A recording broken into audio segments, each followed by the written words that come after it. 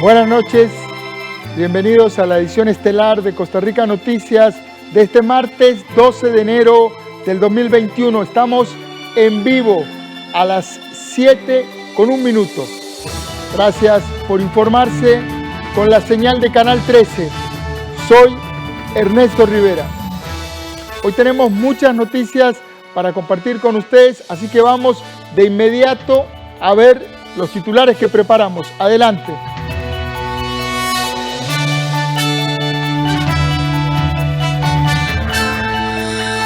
En solo los primeros 12 días que llevamos del año, el 911 ya atendió más de 3.000 reportes por violencia intrafamiliar. El 2020 cerró con más de 100.000 reportes por esta misma causa. El plan de reducción de gastos que el gobierno anunció para los próximos 5 años se basa en eliminar las plazas vacantes en el sector público y reducir la compra de bienes y servicios. El proceso de traslado de los congeladores para las vacunas contra la COVID-19 avanza y la Comisión Nacional de Emergencias prevé tenerlos instalados en el país para el mes de febrero.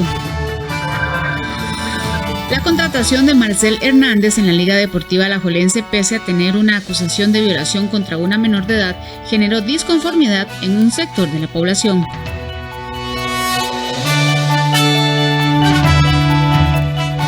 Vamos a iniciar con un dato que es realmente estremecedor.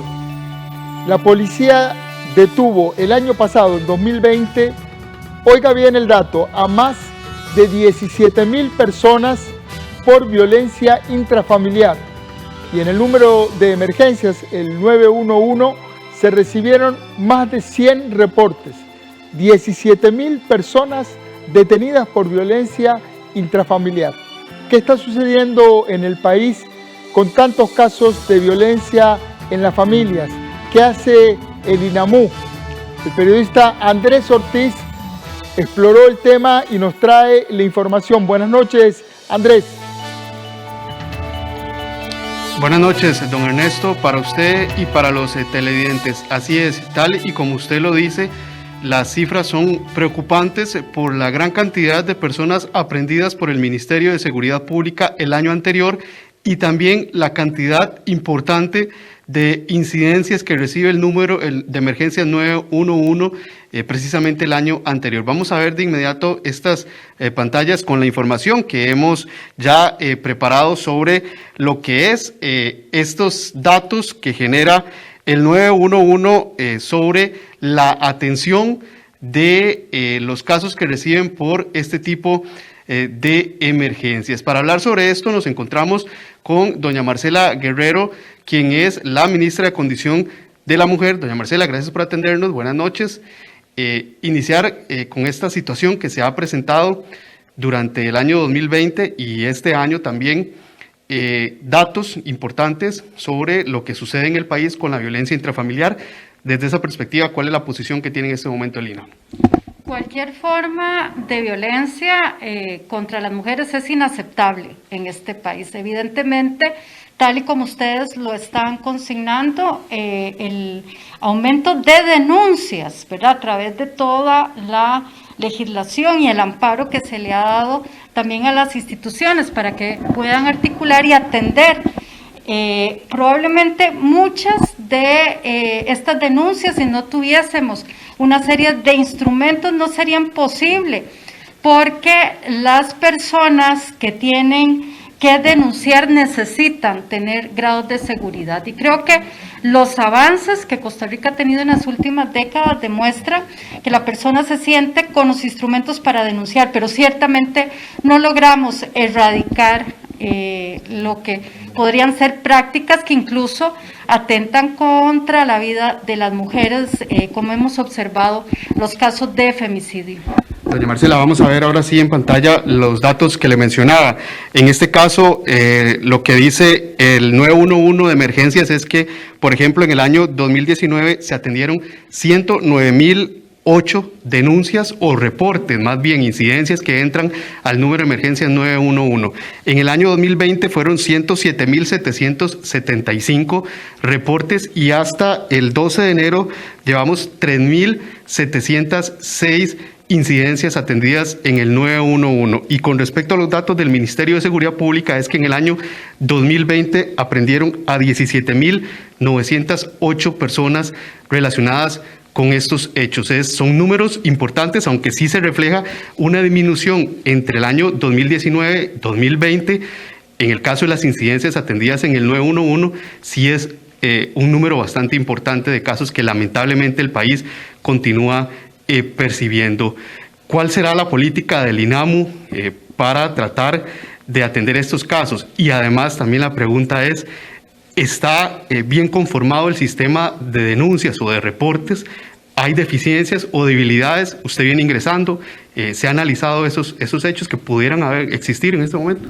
Mire, el Instituto Nacional de las Mujeres da una serie de servicios, brinda una serie de servicios desde el acompañamiento de la delegación de la mujer para dar información, orientación, el tema de poderla inducir, ¿verdad?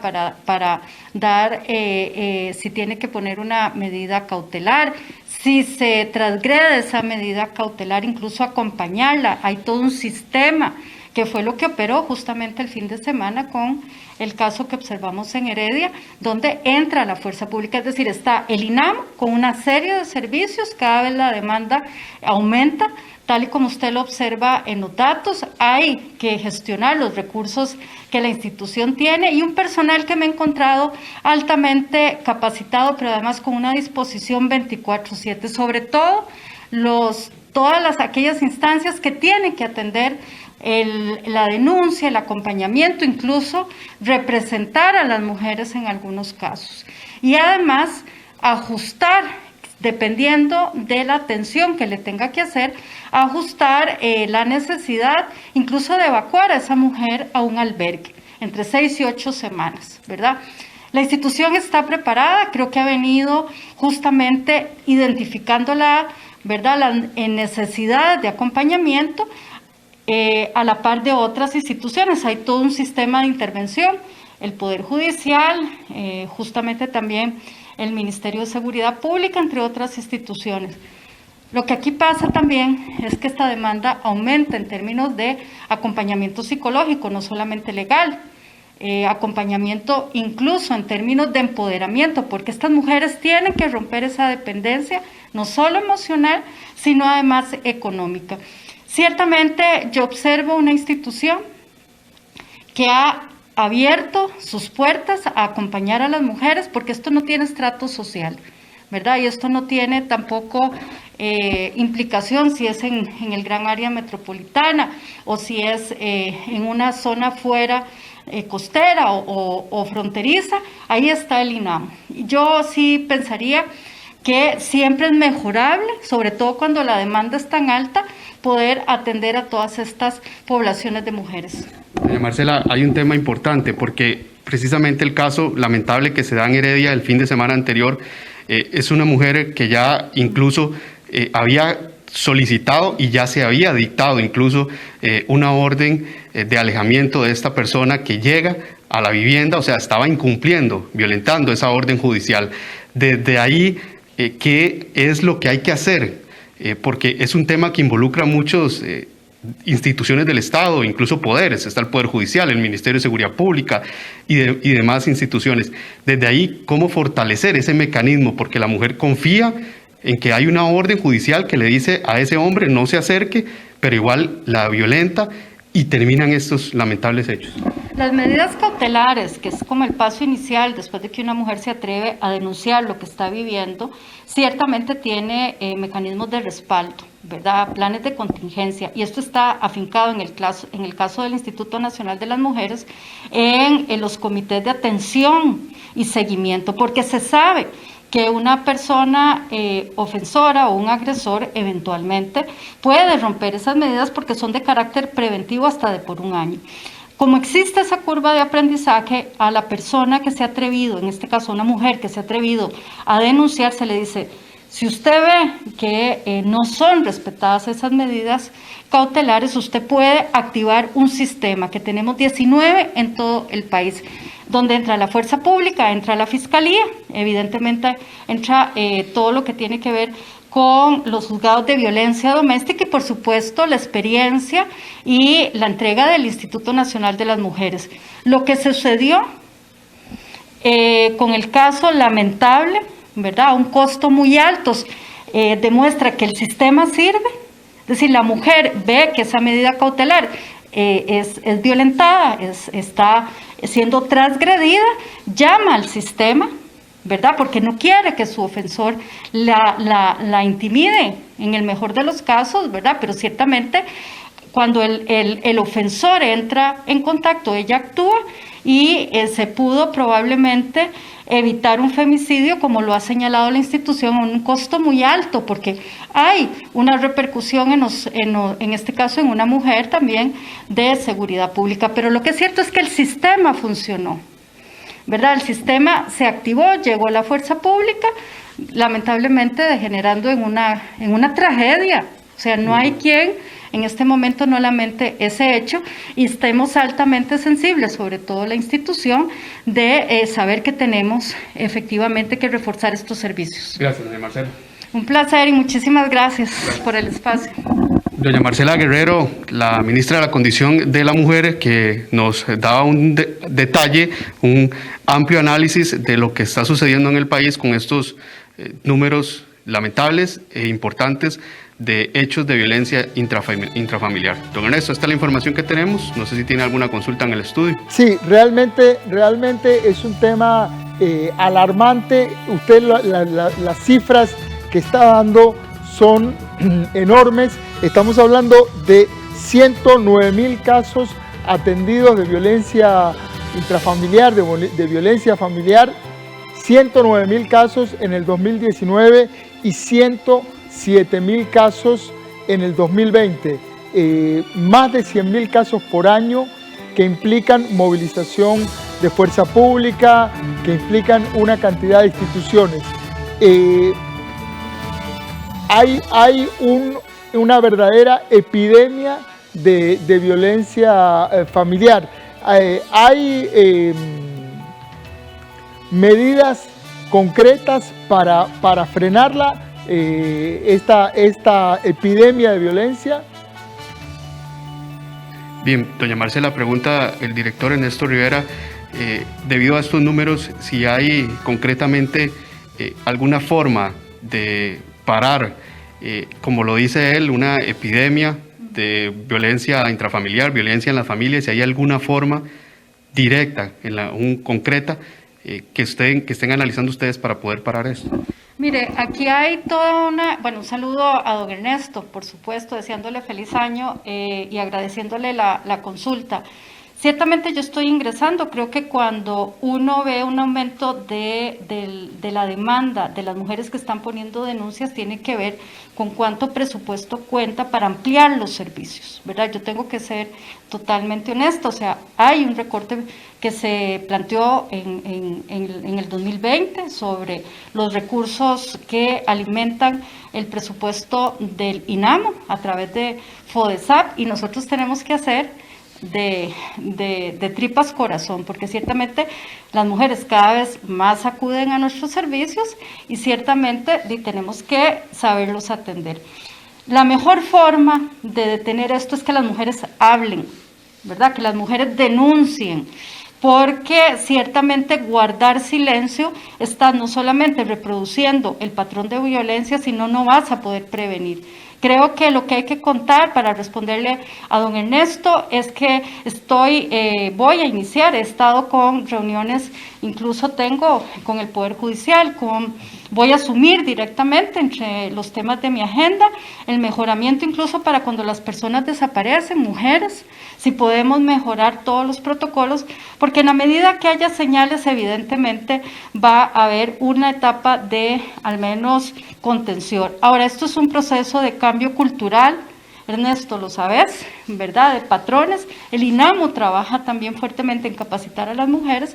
Esto nos va a llevar su rato, pero creo que vamos a poder precisar si hay formas inmediatas, no solamente contra estas formas de ¿verdad? Lo que son femicidios, lo que son agresiones intrafamiliares, sino también acoso callejero, cuando se violenta sexualmente una mujer, ver todas las desapariciones de mujeres, cómo podemos mejorar estos mecanismos. Gracias, doña Marcela.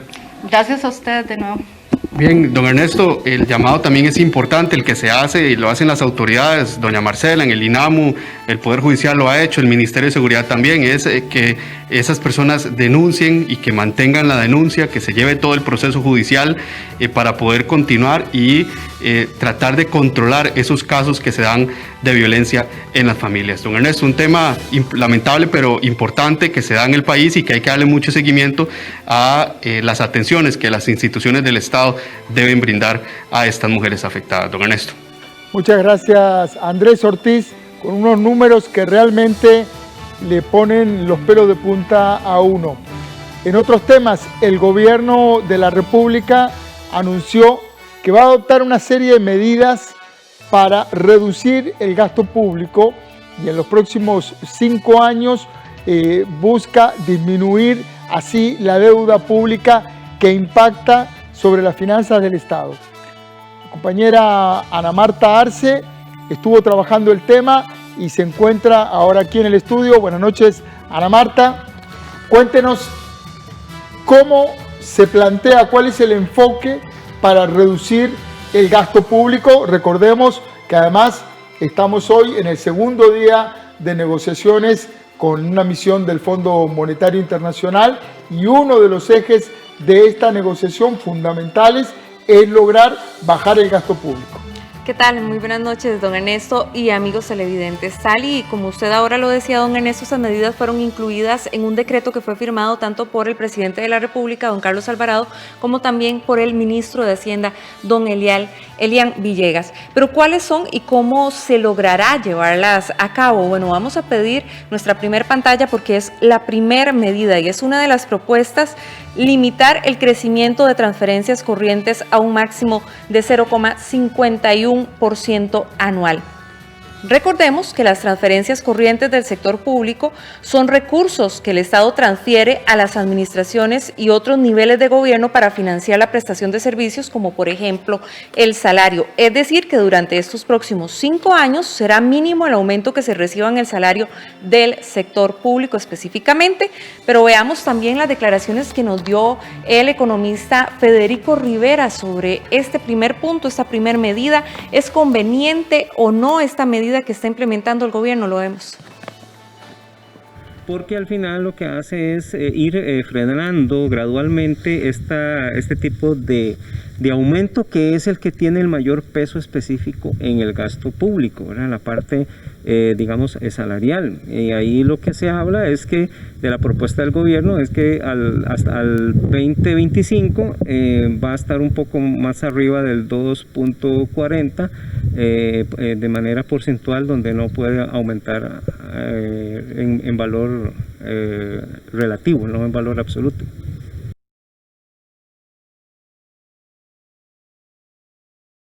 Por el gobierno precisamente ayer lunes. Esta segunda medida es un proyecto de ley para la reducción del gasto público a través de la eliminación de plazas vacantes y el congelamiento de aumento de pensiones.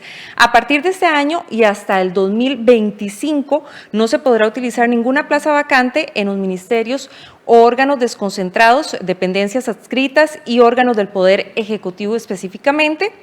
El proyecto establece una serie de excepciones, entre las que destacan las plazas policiales, también la Comisión Nacional de Emergencias, las plazas destinadas a personas con discapacidad, las plazas del Ministerio de Educación Pública, del Ministerio de Salud y también de guardaparques. En cuanto al tema de las pensiones, no aumentarán aquellas superiores al salario base de un oficinista, es decir, de 450,000 colones con cargo al presupuesto nacional. Por lo tanto, no se verán afectadas aquellas pensiones no contributivas. Veamos también el análisis que hizo el economista don Federico Rivera sobre esta medida también y cómo puede afectar las finanzas del gobierno o las finanzas del hogar también. Este tiene una mayor preocupación porque, bueno, el Estado está llegando a un punto donde ya el Estado no está generando empleo. O sea, una cosa es generar empleo y otra cosa es generar empleo bien remunerado. Cuando se congelan estas plazas, pues el interino que ya tenía un tiempo suficiente en una institución, póngase a pensar más allá de 10 años, y viene esta noticia, pues entonces creo que no lo motiva a tratar de, no solo de dar un buen servicio, sino que no va a estar motivado económicamente. Ahora, va a estar en un proceso donde vamos a ver gente pensionándose más rápido y bueno, esos puestos se van a sustituir, algunos, pero con plazas interinas, lo cual desde mi punto de vista no es positivo, porque además de que son salarios muy bajos, tampoco esto también va a motivar mucho a que la economía se reactive por ese sector. Vamos a la tercera y última medida presentada por el gobierno, por lo menos este lunes, que fue la de reducir las partidas de adquisición de bienes y servicios. La partida para adquisición de bienes y servicios iniciará con una reducción de 7,5% cada año con respecto al anterior, hasta alcanzar en el 2025 un límite superior de 67,7% de lo ejecutado durante este 2020. Precisamente el economista Federico Rivera afirma que esto podría disminuir también las licitaciones y la participación, y por ende también habrían menos obras y por supuesto menor capacidad de empleabilidad. La reducción de partidas viene por el tema de la parte de bienes y servicios, ¿verdad? Que eso va a tener, digamos, un poco funcionamiento el sistema integrado de compras de obras de servicios públicos, que es la parte del SICOP, porque va a haber menos licitación, menos participación, porque bueno, se va a restringir exactamente esas partidas. Bueno, como lo decíamos, son parte de algunas medidas que ya ha presentado el gobierno para reducir el gasto público, por lo menos en estos primeros 5 años, para poder dar una respuesta efectiva a la situación económica que vive el país. También el ministro de Hacienda ha realizado algunas declaraciones de cuáles son las perspectivas que tienen y cómo podría darse los resultados a 5 años plazo con estas medidas que están presentando. Mediante este decreto se le ordena a todos los ministerios de gobierno para que procedan a reducir el gasto en algunas partidas específicas, por ejemplo, remuneraciones eventuales, adquisición de bienes y servicios, suplencias y otras. Con esto se busca que de forma paulatina el gasto público pueda decrecer desde un 16,45% del PIB hasta un 13% del PIB. Esto se logrará en un proceso de alrededor de 4 años. Y es importante la figura del decreto ejecutivo porque eso da la seguridad jurídica de que se estará aplicando en debida forma esta reducción. Bueno, estas son parte entonces del planteamiento que ha hecho el gobierno para el inicio de este 2021, don Ernesto, para iniciar con medidas ya un poco más fuertes para poder resolver la situación fiscal que vive el país. Ahí lo que estamos viendo es que la cobija es pequeña y si la jalamos para un lado, descubrimos otro lado. Lamentablemente, el lado que se está dejando menos protegido es el lado social. Estamos viendo el peligro en los créditos de CONAPE, es decir, financiamiento de la educación superior pública, ahora también congelamiento de plazas, es decir, hay un costado social que aparentemente es el que va a pagar un poco esta crisis. Exactamente, don Ernesto, es que ahora conversando en horas de la tarde con economistas nos decían eso, quizás son medidas, ellos la denominan como moderadas, que no vienen a resolver en sí el problema y que más bien, lejos de ayudar a los hogares, está perjudicando, porque bueno, en el caso de las vacantes, de cerrar vacantes o de congelar algunas plazas, de no realizar un aumento salarial un poco más elevado, pues efectivamente reduciría el presupuesto de las familias. ¿Y qué hacen las familias en este momento? Entonces, tratar de ahorrar, consumir menos, y esto genera una cadena que también va a repercutir en el comercio. Totalmente, una contracción de la economía. Muchísimas gracias a nuestra compañera Ana Marta Arce. Gracias a ustedes, buenas noches. Precisamente el tema del plan para tratar de meter las finanzas públicas en caja. Vamos a ver ahora una nota con el ministro de Hacienda y contempla eliminar plazas vacantes, reducir la adquisición de bienes y servicios, limitar las transferencias corrientes. Estas son algunos del menú de opciones que impulsa el gobierno para reducir el gasto público durante los próximos 5 años. El gobierno emitió un decreto para que desde el 2021 y hasta el 2022 se limite el crecimiento de transferencias corrientes que se utilizan principalmente para pagar salarios y además que se reduzcan la compra de bienes y servicios. De esta forma, en el 2025, las instituciones públicas solo podrían gastar en la compra de bienes y servicios el 67% de lo que ejecutaron durante el 2020. Con esta medida, Hacienda espera reducir el gasto público del 16 al 13% del Producto Interno Bruto en 5 años. Mediante este decreto se le ordena a todos los ministerios de gobierno para que procedan a reducir el gasto en algunas partidas específicas, por ejemplo, remuneraciones eventuales, adquisición de bienes y servicios, suplencias y otras. Con esto se busca que de forma paulatina el gasto público pueda decrecer desde un 16,45% del PIB hasta un 13% del PIB.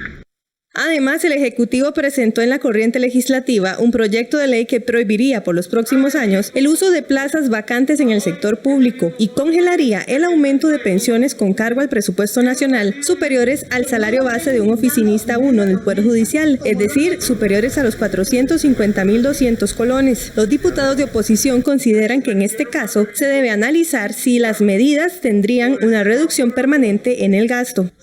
Me parece que sí, en el entendido de que no implique más gasto, ¿verdad? A veces las medidas por simples que se vean o se plantean de una forma tan simple que al final terminan representando más horas extras o, digamos, turnos adicionales que salen muy caros. De manera que hay que revisar las normas, son proyectos muy recientes, pero lo cierto es que se necesitan medidas que vayan a tener una reducción permanente del gasto y esa es una opción. Vamos a ver si efectivamente logran ese objetivo. Entendiendo de que fue el propio gobierno quien solicitó que nosotros flexibilizáramos la norma en el presupuesto anterior para poder contratar personal a base de que tenían algunas urgencias. Yo celebro que hoy hayan cambiado de opinión y también que puedan dirigir también algunas medidas a instituciones descentralizadas. Por ejemplo, Recope, quien anunció el aumento en consultorías este año por 9.000 millones de colones. Me parece que eso va en la dirección contraria y es necesario, desde luego, hacer apuntes en los gastos que hacen otras instituciones para poder generar ahorros, para poder atender la deuda y no cargarlo a base de impuestos. El proyecto establece una serie de excepciones, entre las que se destacan el 100% de las plazas policiales de los cuerpos de seguridad pública, la Comisión Nacional de Emergencias, el 5% de plazas destinadas a personas con discapacidad, el 20% de las plazas del Ministerio de Educación Pública, el 50% de las plazas del Ministerio de Salud y el 40% de las plazas de guardaparques. A las 7 de la noche con 29 minutos vamos a nuestra primera pausa comercial. Quédese que tenemos mucho más para compartir con usted.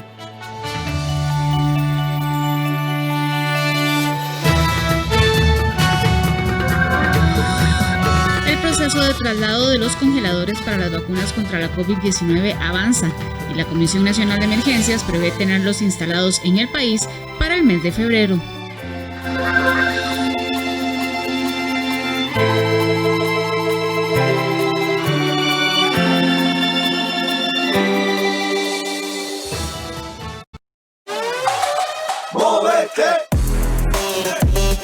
El futuro no se frena. Decidí estudiar. CONAPE se mueve con vos.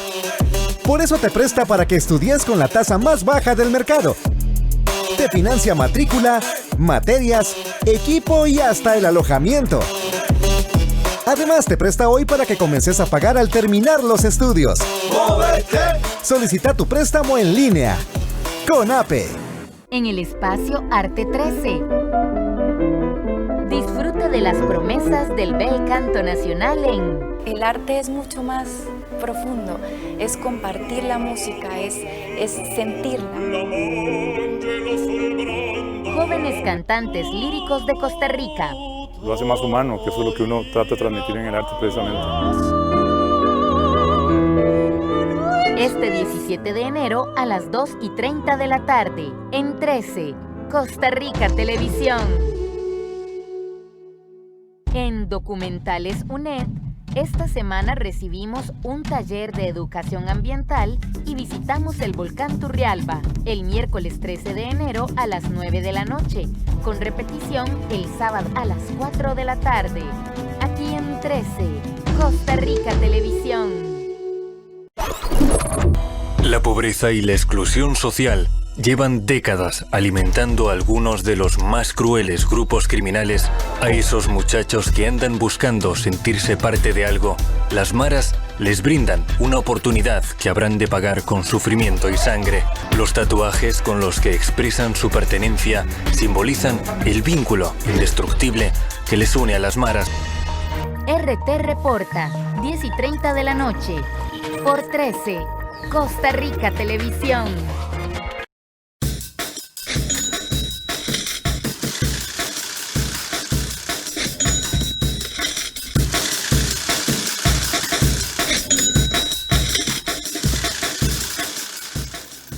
En este momento vamos rápidamente a dar un vistazo a la cotización de la divisa estadounidense. El precio del dólar en la compra, 608 colones con 21 centavos. El precio del dólar en la venta, 617 colones con 20 céntimos.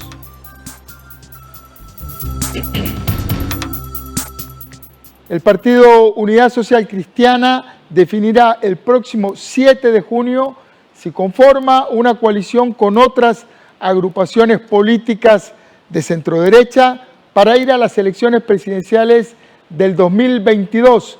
La campaña está netamente ya instalada en 2021, en estos primeros días del año. El periodista David Roversi nos tiene esta información. Adelante, David. Gracias, buenas noches. Las aguas políticas empiezan a enrumbarse en esta pre-campaña electoral que tendremos a lo largo del 2021. La Unidad Social Cristiana es el partido que pues está ahora en boca de todos con algunas de las posibles variantes que tengan a lo largo de lo que va a ser la elección en el 2022. ¿Cuáles son estas? ¿Cómo puede pasar? ¿Y cuándo va a pasar? Bueno, será el próximo 7 de junio, cuando se definan muchos puntos por parte de esta agrupación política que podrían estar cambiando inclusive a los precandidatos que existen el día de hoy, Pedro Muñoz, diputado de la República, y también a don Roberto Suñol, quien ya participó anteriormente también con esta agrupación política. Pero ¿qué es lo que se va a estar definiendo en esta Asamblea Nacional del próximo 7 de junio? Veamos. Dentro de ello vamos a plantear las reformas al Código de Ética y Disciplina, la paridad horizontal y vertical. De igual forma se van a plantear 6 opciones, si mal no recuerdo, de cómo se puede escoger la provincia para encabezar, sea hombre o mujer. La Asamblea tendrá que votar. Y uno de los últimos puntos, y tal vez de los más controvertidos, es si efectivamente ellos quieren que el partido entre en una coalición o no. Bueno, como lo decía el presidente del Partido Unidad Social Cristiana, don Randall Quiroz, una de las principales noticias podría ser si se da una coalición entre agrupaciones políticas, pues evidentemente que tengan un pensamiento similar y un norte parecido en las políticas del Partido Unidad Social Cristiana. Pero ¿qué piensan algunos miembros de esta agrupación política con respecto a esto? Yo lo veo como un grupo de centro derecha frente a un grupo de centro izquierda que podría ser Liberación Nacional, que es más o menos lo que ocurrió durante las últimas 5 o 6 décadas. Creo que se debe dar con muchos partidos que estén afines a la ideología, a la Carta Ideológica Social Cristiana, y creo que el partido tiene el llamado histórico de volver a sus raíces en el beneficio de las grandes mayorías costarricenses. Es necesario abrir una coalición con participación de todos los sectores y de todos los movimientos sociales del país que integraron antes a la unidad e incluso los que no la integraron, no solamente para crecer, sino para tener opción al gobierno de la República en el 2022. Bueno, la elección de diputados también va a ser un punto a tocar en esta Asamblea Nacional. ¿Podría haber variantes o no? Eso es lo que piensan también algunos miembros de este partido político. Yo pienso que el partido tiene que tomar conciencia de que necesitamos volver, como lo han dicho algunos compañeros, a la agenda nacional. Y en esa perspectiva es importante que todos hagamos conciencia acerca de la necesidad de abrir el sistema de elección de manera tal que, sin perder las conquistas que ya tuvo la base nacional del partido, pueda a su vez elegir diputados que tengan una proyección nacional para la solución de los grandes problemas que se nos avecinan en la próxima legislatura. Bueno, yo creo que la elección de diputados del Partido Unidad es una elección buena, es una elección democrática, es una elección que permite que las bases se organicen y lleven adelante con buenos liderazgos, representaciones populares. Considero que debe enriquecerse todavía más el proceso de representación popular y debe haber una participación de las bases mucho más activa de la que tiene en este momento. Bueno, y con esta información vamos a regresar al set principal, donde ustedes tienen muchísimo más de Costa Rica Noticias. Muchas gracias a nuestro compañero David Roversio. Y en otros temas políticos, la legisladora verdiblanca Frangi Nicolás está solicitando al Poder Ejecutivo limitar el salario de altos jerarcas en el sector público que no ingresaron en la reforma fiscal. Se busca que el máximo salario de un funcionario sea el del presidente de la República. Limitar el salario de los superintendentes, de los gerentes de bancos, jerarcas del Instituto Nacional de Seguros, del Instituto Costarricense de Electricidad, entre otros. Esta es la iniciativa que promueve la diputada del Partido Liberación Nacional, Frangi Nicolás, quien pide al gobierno que convoque en sesiones extraordinarias este proyecto para ayudar a reducir el gasto. Y es que el salario del presidente de la República es de 5.043.000 colones, mientras que el de, por ejemplo, un gerente del Banco Central es de poco más de 9.5 millones de colones, o bien el de un director corporativo grado 1 del Instituto Costarricense de Electricidad, que supera los 7 millones de colones. Bueno, el proyecto lo que pretende es que no hayan abusos en salarios de altos jerarcas. Si bien es cierto, el plan fiscal vino a ponerle un tope a los ingresos de algunos altos jerarcas para que no ganaran por encima de lo que gana el señor presidente, lo cierto del caso es que todavía siguen existiendo algunos puestos que quedaron por fuera y que actualmente están ganando 6, 7, 8, 9, 10 millones de colones a costillas de las y los costarricenses. Sin embargo, este proyecto solo podría funcionar para empleados nuevos, según explicó un abogado constitucionalista y laboral a Costa Rica Noticias. No, con los actuales no, porque hay derechos adquiridos y no se les podría bajar el salario. Podría ser aplicable para los futuros, a los que se nombren en sustitución de ellos en el futuro. Pero los que actualmente están no se les puede rebajar el salario porque son derechos adquiridos y evidentemente si se los rebajan irían a los tribunales y los tribunales ordenarían reintegrarles los montos rebajados. La legisladora verdiblanca asegura que no ha tenido ninguna respuesta del Ejecutivo ante su planteamiento. Bueno, nula. Lo que me ha contestado la pared, lamentablemente me ha contestado el Ejecutivo. Me parece que no quisiera creer que ese silencio es un silencio complaciente o tolerante para que sigan este tipo de gollerías.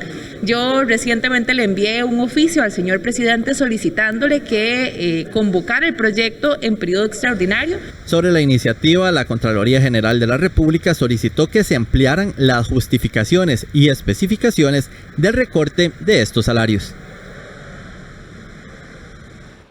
El uso de palabras claves como filtro es el método que se utilizará para analizar el contenido de la información que contienen los dispositivos electrónicos que se decomisaron a las personas investigadas por el caso UPAD. La defensa del presidente Carlos Alvarado sostiene que la Fiscalía realizó la apertura de los correos electrónicos de manera ilegal.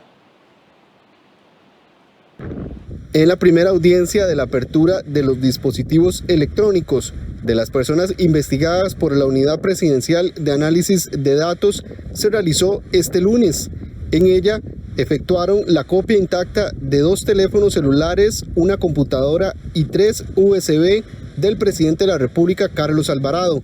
Aquí hay una directriz que ya estableció la Sala Tercera, y es que se puede obtener toda la información de las personas investigadas y relacionadas con la creación o con el funcionamiento de la Unidad Presidencial de Análisis de Datos. Cosas relacionadas con su vida privada o cosas relacionadas, por ejemplo, con el trabajo del señor presidente, que no tiene que ver con la UPAD, eso no puede ser accesado. Y por eso es fundamental la definición de parámetros. Esos parámetros los vamos a establecer el último día de la audiencia. Tienen que ser avalados por el juez a partir de estos criterios, es decir, que sea información de las personas investigadas relacionadas con la UPAD, nada más. Este martes se realizó la copia de la información de los dispositivos decomisados al exministro de la Presidencia y diputado Víctor Morales, el celular, la computadora y 2 USB. Sí, pero no es un acuerdo. Las partes le proponemos al juez los parámetros, los criterios que estimamos se adecúan al objeto de la investigación, que en este caso es la UPAD, y será el juez el que en definitiva resuelva, porque eso es invadir el ámbito de intimidad de las comunicaciones. Entonces es el juez quien tiene que definir con criterio restrictivo cuáles serán los parámetros que utilizará para definir qué se investiga y qué no. Y así se programa los programas de software que analizarán toda esta información recopilada. Lo que se hace en este caso es abrir los dispositivos electrónicos decomisados en febrero del 2020 y con la presencia de un juez de garantías, la fiscala general y los abogados se realiza la copia de toda la información. Por ejemplo, los mensajes de texto, correos electrónicos, documentos, entre otros. El abogado del presidente sostiene que la Fiscalía abrió el dispositivo con los correos electrónicos desde agosto anterior, rompiendo así la cadena de custodia. Por su parte, la fiscala general, Emilia Navas, aseguró que de momento no se está analizando ninguna información.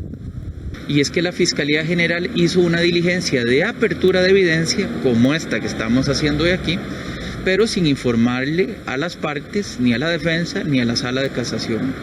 Y lo que abrió fue el dispositivo que contenía todos los correos del presidente de la República. Eso se hizo desde el 26 de agosto y nosotros no comprendemos por qué motivo en un caso la prueba se abre en presencia de las partes y en otro caso no. Eso es sumamente grave. Mire, yo le doy garantía a ustedes, al país y a todas las partes intervinientes del proceso de investigación que no hemos entrado en conocimiento de ninguna información de ningún dispositivo. La apertura de los dispositivos está programado para finalizar dentro de 2 semanas. Vamos a otros temas nacionales. Los congeladores que adquirió la Comisión Nacional de Emergencias para almacenar las vacunas contra la COVID-19, que son de ultra baja temperatura, van a iniciar el viaje hacia Costa Rica en los próximos días. Vienen desde China. Se espera tenerlos en el país en febrero. Para estos congeladores de ultra baja temperatura se invirtieron $223,000.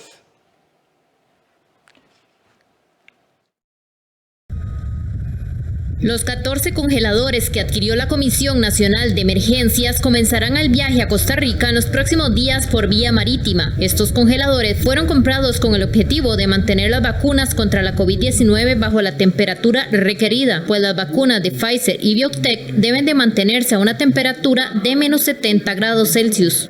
Hemos mencionado en algunos momentos que para el mes de febrero nosotros esperaríamos tener los congeladores ya disponibles, ya entregados. Aproximadamente para el mes de marzo creo que estaríamos con el cuarto frío, que es parte del proceso que ya está adjudicado en SICOP, y las órdenes de compra giradas. Y esto nos permitiría ya entender si se tiene en ese momento pues notificación de la autorización de la vacuna de AstraZeneca y se tiene alguna perspectiva con el mecanismo COVAX, que es el que estimamos va un poco más lento, podría avanzarse mucho en los programas, ¿verdad? Ya teniendo toda la capacidad logística instalada. Recordemos que en este momento, gracias a un convenio con el Instituto Tecnológico, la Universidad de Costa Rica, pues estamos puenteando, por llamar de alguna forma, con ese préstamo para poder avanzar en esta primera etapa. Hasta el momento, las dosis que han entrado al país permanecen en congeladores prestados por la Universidad de Costa Rica y el Instituto Tecnológico. Según la Comisión Nacional de Emergencias, la inversión de estos congeladores asciende a los $223.000 millones. Todos los recursos se canalizan por el Fondo Nacional de Emergencias. En este sentido, el gobierno anunció esta semana que en el primer presupuesto extraordinario para este 2021 se incluyó una previsión para comprar vacunas contra COVID-19 y proteger a 640.800 personas más que sean mayores de 18 años. Según el último reporte, el país registró 1.035 casos nuevos de COVID-19 el sábado 9 de enero, 756 el domingo 10 de enero, 656 el lunes 11 de enero y 1.032 casos el martes 12 de enero, para un total de 181.093 casos confirmados. Precisamente siguiendo con el tema de las vacunas, una muy buena noticia. Esta noche a las 9 de la noche, ahora en unos minutos, está llegando al país el cuarto lote de vacunas contra la COVID-19 que provee la empresa Pfizer-BioNTech. El presidente de la República lo informó en sus redes sociales. Hasta la fecha ya se han recibido 3 entregas. La primera, el 23 de diciembre, con 9.750 dosis de vacunas. La segunda, el 30 de diciembre, con 11.700 dosis. Y la tercera, el 7 de enero, en la que llegaron 33.150 dosis. Estas que llegan ahora, en unos minutos, todavía no se cuenta con la información de qué cantidad de dosis van a llegar. En total, la entrega de hoy, sin contar la entrega de hoy, Costa Rica cuenta con 54.600 dosis. El próximo 14 de enero se empezará a aplicar la segunda dosis a quienes fueron vacunados el pasado 24 de diciembre. Ahora vamos a hacer una pausa comercial y venimos enseguida con más información.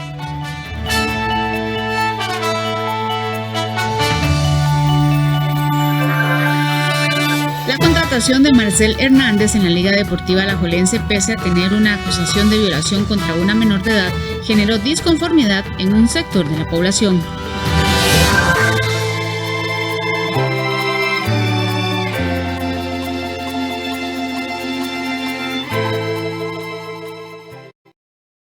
La historia de dos mujeres colombianas de diferentes épocas, pero con varias similitudes en sus vidas. Profesoras, viudas, con hijos desaparecidos y desplazadas a causa de la violencia centenaria en nuestros territorios. Nosotros estamos hechos de historias, de historia. Yo con mi general siempre sueño, cuando estoy despierta o cuando estoy dormida. La Loca Margarita, una serie de parte de la historia de Colombia.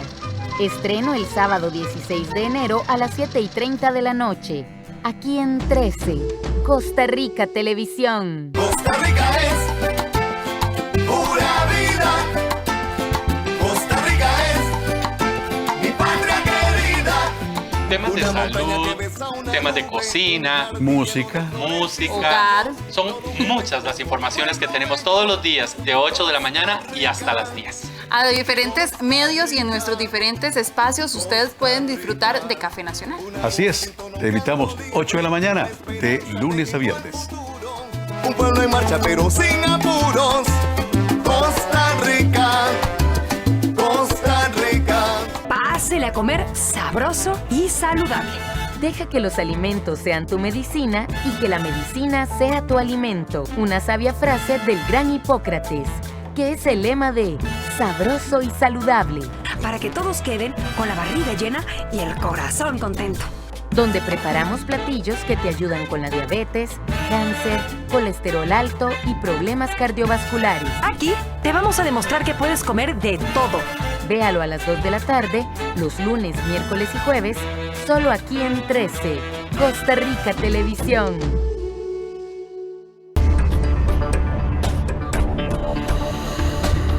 Hola, ¿qué tal? El tema de la salud mental ha sido preocupación de los diferentes sectores de salud por mucho tiempo aquí en el país y en el mundo, y ahora con el tema de la pandemia por el COVID-19 pues se ha exacerbado. Incluso se habla de que esas serán las secuelas de la pandemia, diferentes padecimientos relacionados con la salud mental, pero esto no tenemos que verlo de manera negativa porque existen muchas formas de cuidar esa salud mental, de tratar de salir adelante de las diferentes situaciones, y sobre todo existen personas especialistas que pueden ayudar a una persona que tenga alguna enfermedad mental a superarla y salir adelante. No estamos solos, podemos salir adelante con los diferentes padecimientos de la salud mental. De eso vamos a hablar en Una Mirada esta semana. Acompáñenos.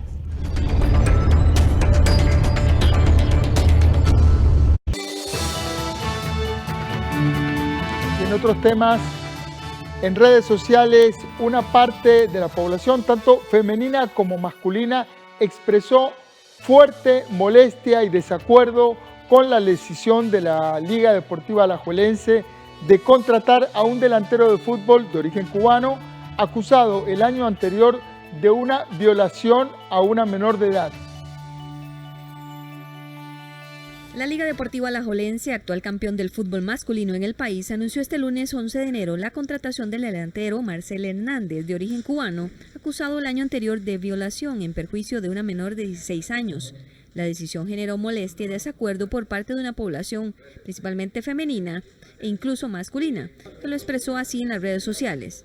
Expertas y aficionadas señalaron que se da un mensaje por parte de la institución deportiva que el negocio está por encima del criterio de las mujeres y sus derechos, como el tener espacios seguros y libres de violencia.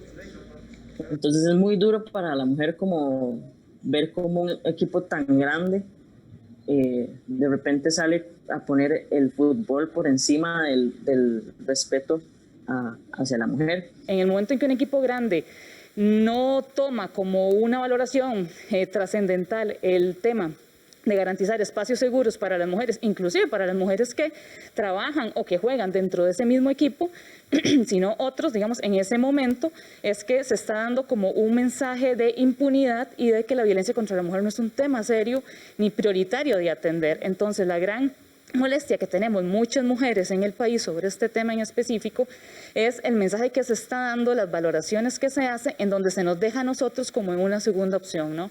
El hecho además de que a esta persona se le haga tan buena propaganda como futbolista, como uno de los futbolistas más destacados, nos hace ver que estos clubes, estas empresas deportistas no tienen absolutamente ninguna preocupación por el sentir de una parte de la población, que lo que les interesa es un negocio, que les interesa ganar, pero que no les interesa dignificar el fútbol, ni que el deporte se convierta en una forma de llevar mensajes positivos a la población. El jugador no fue llevado a juicio luego de que en diciembre anterior un juzgado de Cartago dictara un sobreseimiento nuevamente del caso por falta de pruebas. El Instituto Nacional de las Mujeres, INAMO, apeló la resolución, de lo cual se espera una respuesta este mes de enero. El año anterior, el abogado del futbolista Raimundo Pérez Castillo había señalado que su cliente no era responsable de violación y que todo apuntaba a una relación romántica y voluntaria, aunque impropia. Así lo señaló al periódico La Nación. En el 2017, Costa Rica aprobó la Ley de Relaciones Impropias, que sanciona con penas de prisión de 2 a 3 años aquellas relaciones con personas menores de edad, cuando la víctima sea mayor de 15 y menor de 18 años, y el autor sea 7 o de más años. El directivo de la Liga Deportiva Alajuelense, José Cabezas, dijo a Costa Rica Noticias que apelaron primero al derecho de trabajo y al principio de inocencia para la contratación del jugador y no de intereses del club.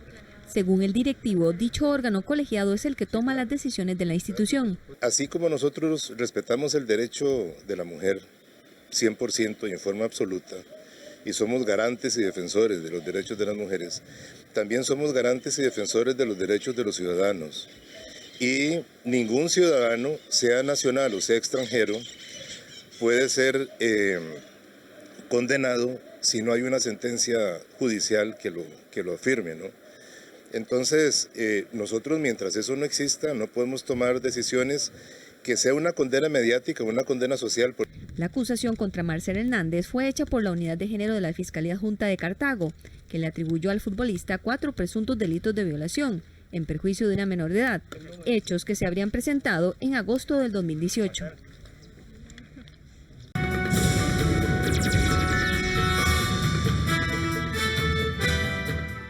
Y vamos a los deportes. La presión fiscal no perdona ni siquiera al fútbol. El torneo Clausura sufrió su primer inconveniente y no tuvo nada que ver con el COVID-19. El partido que disputarían hoy Guadalupe y Limón se suspendió porque el Comité de Licencias de la Fedefútbol reportó que los caribeños le tenían el perro amarrado a la caja costarricense del Seguro Social. Nuestro compañero David Goldberg se encuentra aquí en el set para desarrollar un poco y contarnos un adelanto de lo que vamos a ver ahora, 8:30 en Deportivas del 13. Buenas noches, don Ernesto, y buenas noches a toda la audiencia de Deportivas del 13. Sí, bueno, el primer fallo de UNAFUT, ¿verdad? En este torneo, lastimosamente, se suspende el partido de hoy que abriría el Campeonato Clausura 2021. Será hasta mañana a las 3 de la tarde que empiece el torneo. 50 millones de colones le debe Limón a la Caja del Seguro Social. El nuevo presidente de Limón, el exministro Celso Gamboa, al parecer va a tener que desembolsar un poquito de ese dinero para poder volver a competir, pues el Comité de Licencias de la Federación Costarricense de Fútbol le retiró la licencia de competición, pues no puede tener deudas antes de empezar el campeonato. Esta información es una de las que tendremos a las 8:30 de la noche, así que por favor continúen con nosotros, por supuesto después de la entrevista de don Ernesto, y después a las 8:30 estaremos con la sección de deportes. 8:30 los deportes y la política nacional completamente entrecruzadas. Vivimos en el mismo país. Sí, claro. Nada se escapa de nada. Definitivamente. Así es, 8:30, David Goldberg, muchas gracias. Gracias, don Ernesto. Saludos. Vamos ahora a las informaciones internacionales. Los buceadores recuperaron este martes una de las cajas negras del Boeing desaparecido el fin de semana en las costas de Indonesia con 62 personas a bordo, lo que debería ayudar a los investigadores a entender las causas de la tragedia. Encontraron una de las cajas negras del Boeing desaparecido el fin de semana en las costas de Indonesia. Los investigadores recibieron una fuerte señal el martes y enviaron a los buceadores, que lograron dar con la caja tras una hora de búsqueda. Según la Agencia de Seguridad de Transportes, los datos podrían estar disponibles dentro de 2 a 5 días. El Boeing 737-500 de Sriwijaya Air, con 62 personas a bordo, todos indonesios, se precipitó abruptamente unos 3.000 metros en menos de un minuto en el mar de Java, pocos minutos después de despegar. Las autoridades no han dado ninguna pista sobre las posibles causas del accidente. Unas 3.600 personas trabajan para rescatar lo antes posible los restos de quienes viajaban en el vuelo y partes del avión. Las autoridades han pedido a los familiares de las víctimas que donen muestras de ADN para ayudar en la identificación de los restos. Y a las 7:59 de la noche llegamos por hoy al final de esta edición estelar de Costa Rica Noticias. Gracias por su sintonía, pero en unos minutos voy a conversar con el embajador y ex canciller Enrique Castillo. Una de las preguntas es si perdió protagonismo la política exterior de Costa Rica. ¿Cómo van nuestra mirada de largo plazo hacia el mundo? No se vaya, en un minuto regresamos con esta entrevista y con más.